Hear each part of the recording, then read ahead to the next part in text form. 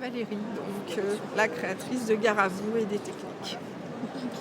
Gare à vous est née d'une passion en fait, j'adore le bricolage et j'ai eu envie de transmettre tout simplement des techniques de décoration sur tout support. Le nom Gare à vous, ma façon à moi, avec mon art, de vous le transmettre. Donc mon art devenait votre art, donc d'où le nom Gare à vous, et aussi pour la petite connotation coquine. Attention, si vous y touchez, vous êtes fichu parce que vous allez rentrer dedans. Et voilà, je vous ai prévenu à l'avance, mais vous aurez toujours envie d'en faire plus. Alors j'ai mis au point une technique de peinture en fait qui est née au départ d'une petite grand-mère qui venait à mon atelier, qui se fait appeler Mémé Cowboy, qui a 70 ans et qui avait vraiment des difficultés à peindre, sachant qu'en plus on peint par l'arrière. Donc elle a voulu un peu abandonner. Elle est arrivée un jour avec une serviette en papier en me disant « moi je veux me simplifier la vie, je veux faire du collage et c'est tout ». Donc à cela, quand j'ai vu qu'elle partait dans des découpes de papier, pour ne pas qu'elle s'embête et que ce soit trop compliqué, je lui ai fait coller et j'ai intégré des techniques de peinture au fur et à mesure, de plus en plus compliquées selon le graphisme du papier. On s'adapte à chaque fois au graphisme, on recherche une harmonie entre les applications de peinture que l'on peut faire tout autour et derrière le papier et le papier. Donc cette harmonie peut être travaillée toujours avec des supports, des accessoires différents, que ce soit des pinceaux, des tampons, du papier bulle, enfin on a plein de petites techniques qui permettent d'appliquer de la peinture sans savoir dessiner, puisqu'on dit toujours avec les animatrices, on ne peint pas, on dépose la peinture. Par le fait, à chaque fois qu'on applique un pinceau sur le verre, comme on travaille à l'envers, la peinture a tendance à s'écraser.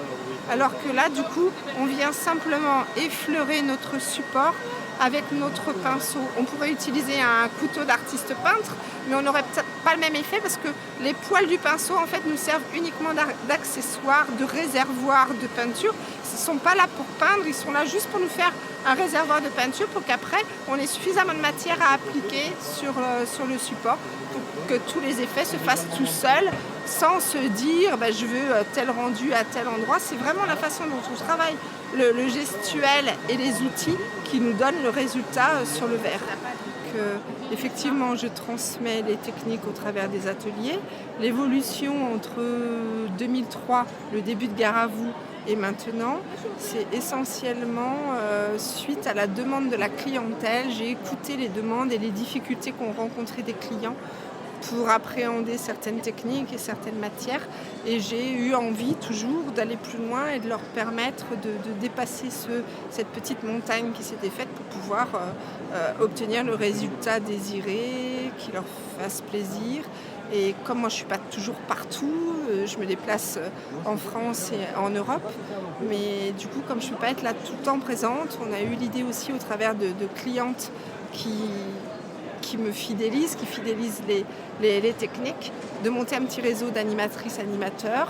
Moi je transmets, ils viennent chez moi ou je me déplace, peu importe, mais je leur transmets les techniques pour que eux, à leur tour, puissent aussi répondre à la demande de la clientèle locale en fonction de leur secteur géographique.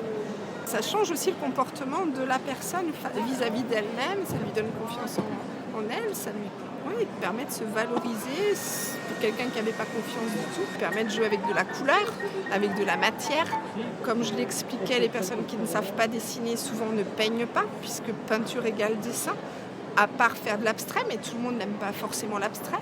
Là, ça permet, au travers d'un graphisme déjà existant, de s'amuser avec de la couleur, tout en venant, en fait, faire disparaître complètement, c'est pour ça qu'on appelle ça un peu le trompe-l'œil, puisque l'œil ne doit plus savoir qui est quoi entre ce qui a été collé, ce qui a été peint au niveau de la réalisation finale. Vraiment écouter, essayer de regarder les couleurs, et puis j'appelle ça aussi la technique du lâcher-prise, parce que depuis tout petit, on nous apprend à faire des choses parfaites. Il faut faire un trait bien droit, il faut bien appuyer sur le pinceau pour bien étaler la peinture. Alors que là, au contraire, plus on est léger, plus on se laisse aller, plus on lâche en fait, et plus joli est le résultat.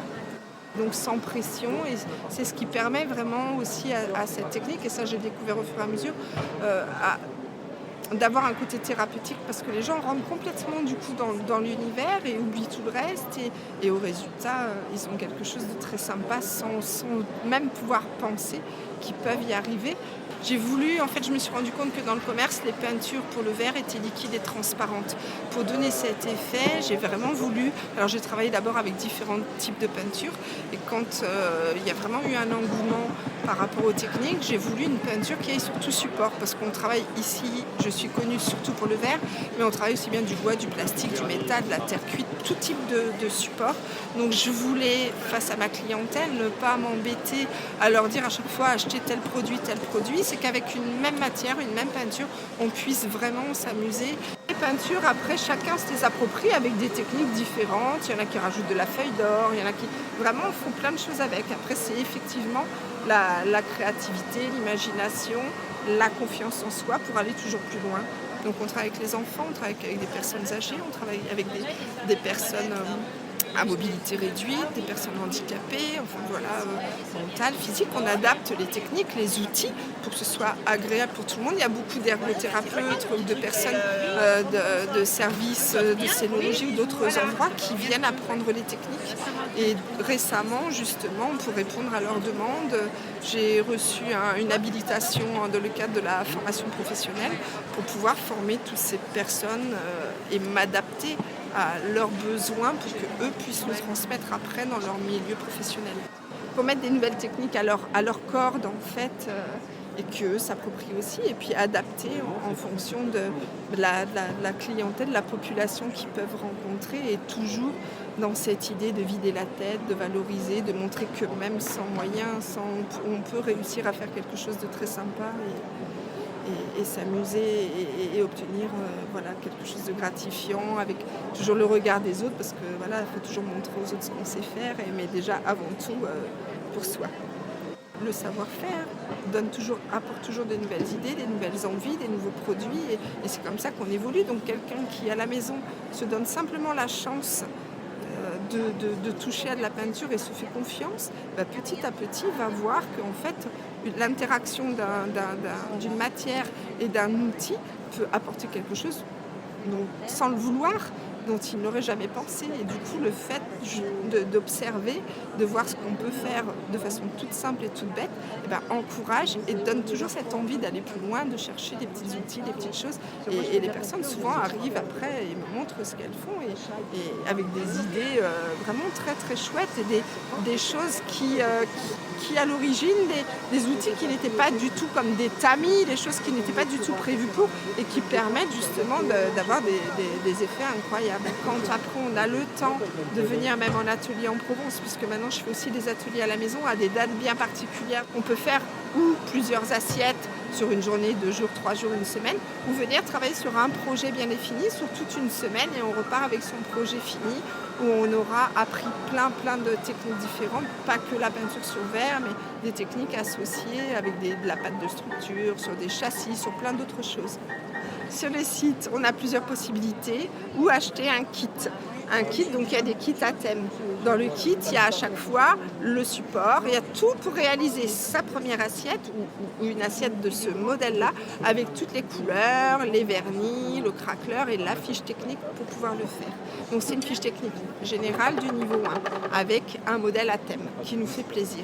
Après, quand on connaît déjà la technique, on peut faire un réassort de peinture. Le petit tam-tam qu'on vient d'entendre, c'est parce que la dame a fini son atelier et comme elle n'a pas regardé, on lui fait découvrir son assiette et on célèbre la patience et la fin de l'assiette.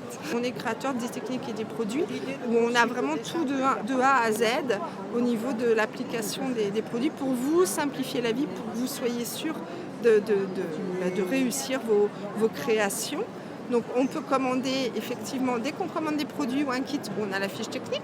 Donc pour les dames qui font du réassort, on n'envoie pas forcément tout le temps la fiche technique puisqu'elles l'ont déjà, ou alors on nous le demande par mail. On peut envoyer les fiches techniques par format PDF ou alors fiche papier par courrier.